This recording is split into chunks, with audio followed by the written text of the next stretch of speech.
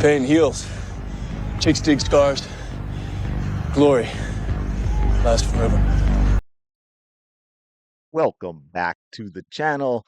Thank you so much for checking out this video. Really do appreciate it. Thank you for your support. Hope you're having a fantastic day. Shout out to the 19. We are diving in to the Caitlin Clark Champagne Supernova because this woman is shattering records left, right, and center, as we know, and we have a wild new one for you. Grab your coffee or your monster, preferably zero sugar with the blue, which is one of the originals, and yet now with 80 million flavors, I struggle to find it. Just an annoyance I have. Smash the like button. And yeah, subscribe to the channel if you haven't already. And let's dive in. Let's start with a quick review of some numbers for you, right? Because we know Caitlin Clark, not just playing basketball, she's rewriting the record books. 2024 WNBA games, almost 1.2 million. I think it was like 23 games hitting over 1 million viewers. They hadn't had one game like that since 2008. I think Caitlin might have only been in like 20 of the 23, but the others were lead-ins or lead-outs. They were connected to Caitlin Clark games. You know, we can go back to 2024. So 2024 final, 18.9 million NCAA final with South Carolina. The Final Four that had 14.2 million. 2024, the Iowa LSU eight Elite Eight rematch, 12.3 million. You can go back to 2023 too, and some of those college things. You can talk about 55,000 in attendance for an outdoor game. Fever going from what, like 4,000 roughly fans per game in 2023 to over 17,000 in 2024, leading the league in attendance, setting a probably never to be touched record in terms of home and away attendance. I believe that the game against the Mystics is still a WNBA record, 20,711. And we get into the merch. I've got a point. Don't worry. I'm getting there. For Wilson basketball, selling out all the time. I think one sold out in like 40 minutes. The rookie cards, the one of a kind was the 2024 Panini Prism. I think it was the WNBA. If I have my notes right, gold vinyl autograph. That's the one that went for 366,000. Most expensive women's sports card ever. Another Panini Select, 234,850. And you know, she had a number of cards in, you know, the 70, 80, 90, 100,000. So yeah, that's absolutely wild. And then here we go. We're getting to it. Here's the cherry on top. The buzz in your bonnet, the Jekyll to your hide, the banner to your Hulk, the Black Widow to your dream. All right, I'm getting off track. I'm getting off track a little bit. The point is, Fanatics, Fanatics. Here we go. We're going to look at this list, folks. We're going to look at this. We're going to scroll down for you. NBA jerseys, top selling NBA jerseys.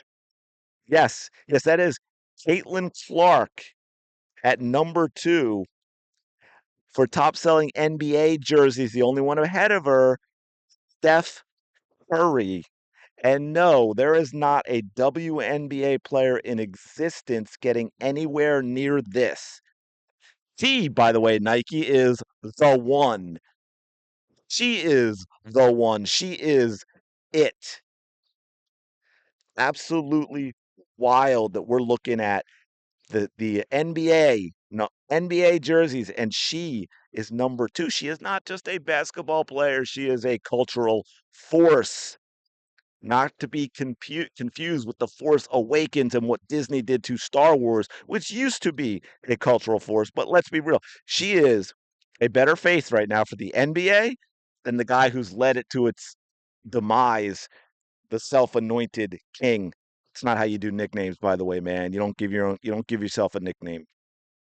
So anyway, real quick, remember my last video? Of course you did. That one did well. Shout out to all of you. Thank you. I'm glad you liked the Elle Duncan video. She's the gift that keeps on giving. Anyway, I called out Elle Duncan with the whole donuts for saying you can't count Caitlin Clark's 2024 NCAA tournament, you know, or the WNBA draft ratings because she's the anomaly. Here's the problem. Here's the problem, Elle. Clark's impact didn't vanish in 2025. The 2025 NCAA tournament ratings were down from last year's Clark fueled 18.9 million for the championship. But the UConn South Carolina final still drew 8.4 million, solid numbers. And here's my thing. Because Clark's fans tuned in to check out the post-Clark era and support new stars. 2025 WNBA draft. Fans watched. Caitlin Clark fans watched to see who'd be drafted and where these rookies might go and how that team is going to stack up with Clark and the Fever. You can't erase Clark's influence just because she's not on the court. She's the reason people are paying attention. So if you're going to take out the 2024 ratings, you're saying ratings going forward don't matter because they are partly impacted by Caitlin Clark as well. You can't take Caitlin Clark out of the equation by saying, oh, well, she wasn't drafted in 2025. It's still her fans that tuned in, folks. She's the needle moving the WNBA forward. Pretending otherwise is straight up denial. Hell, Clark is the whole damn machine that tracks the movement of the needle. And Elle Duncan's comments or arguments have much bigger implications. If we followed her logic, stay with me here, the WNBA shouldn't use any of Clark's impact in their 2026 CBA negotiations, right? I mean, we have to take her out to measure the growth. So, no attendance numbers, right? No attendance numbers, no TV ratings, and all those million viewer games. Can't talk about the merch sales like we're doing now, where she's number 2 on the NBA list. We have to take Caitlin Clark out of the equation, look at all the non-Caitlin Clark stuff, and then negotiate the CBA, and we'll see what the players get out of that, Elle. Good luck with that, players. I think you'd be sorely, sorely disappointed. In fact, you'd get the WNBA saying, whoa, wait a minute. We are way too dependent on Caitlin Clark. We can't give you all this stuff. We are not going to raise those salaries because we can't afford it. If something were to happen to Caitlin Clark or her fans got sick of all your drama and all your nonsense and sense in your reality TV show, WNBA players and their wives nonsense, too much risk. And if you keep alienating Clark fans, man, those fans might tune out. I think some of them already have.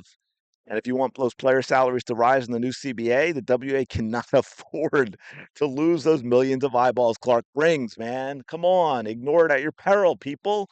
Can we get somebody with a little bit of intelligence and a lot less emotional nonsense and jealousy? The WNBA needs to lean into the Caitlin Clark effect, not sideline it. That goes for you too, Nikki, Nike, whatever your name is. You're irrelevant now. I don't care. You got to celebrate her for packing arenas, spiking ratings, making collectors drop $366,000 on a piece of cardboard. She's only an anomaly forever if you F it up. Yes, she's a generational talent, including her fan base that she brings. Her fan base that's the lifeblood of this league's future. You need them. They do not need you. They do not need to tune into anything that is not Caitlin Clark. So, old guard, media, Elle Duncans of the world, Cheryl Swoops, Andrea Carters, Janae's. Clark's success does not diminish other players. It elevates them. More eyes in the WNBA means more opportunities for everyone. Let's stop pretending 2023 is the benchmark and start building on the momentum that Clark created. The league needs it. Caitlin Clark's rewriting the rules. No amount of shade from Elle Dunkin' Donuts is going to change that. Anyway, let me know what you think in the comments below, specifically about this. Like, this is wild to me. I know Caitlin Clark is huge, okay? That doesn't shock me. But to see her listed, if you put her jersey sales in with the NBA players and she is still number 2, that is absolutely wild to me. That is absolutely insane. That I did not expect. Top 10? Yeah, I think so, probably, sure. I would love to get what the numbers are. Now I know that's just fanatics.com. Okay, I get that. That's their list, but huge. Let me know your thoughts on all this comments below. As always, appreciate you checking out this video. Don't forget to like and subscribe as well. I do appreciate it, and I will talk to you later.